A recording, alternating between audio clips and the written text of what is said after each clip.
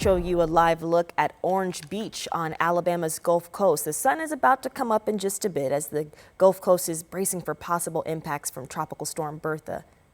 Bertha is expected to make landfall tonight in Louisiana, and that's where communities there could see rough surf, dangerous rip currents, and tropical storm conditions. There is a tropical storm warning in effect from west of New Orleans to the Florida panhandle there, and you're looking at a live look down in Mobile, Alabama. Wow, it is that time of year when we start to see that kind of tropical weather and potential for hurricanes to the south. The good news that, though, this is only system number 2 and it's just been quieter, and we're expecting it to stay quieter. That El Nino, La Nina stuff we talk about, El Nino's in effect, and typically we see fewer systems. Okay.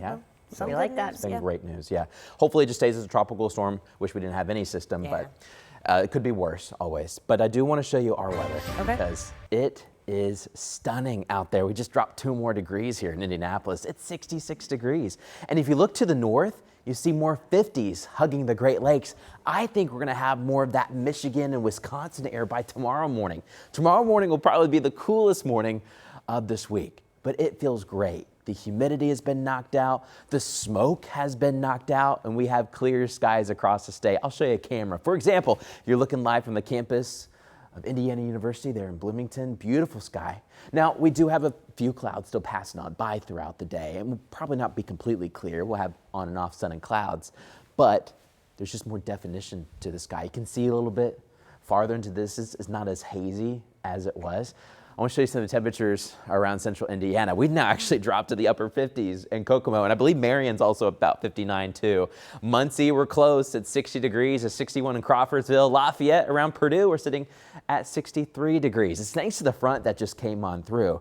Now this front is actually impacting Bertha and where it can go. It actually cannot come closer, farther to the north by the coastline because this front's blocking it. So it's just going to scoot along the coastline and go westbound eventually towards Texas. If you look off towards the west too, see all this unsettled weather? That's the monsoon season out west. This is finally a way that a lot of times folks can even get wet throughout the years in the summertime.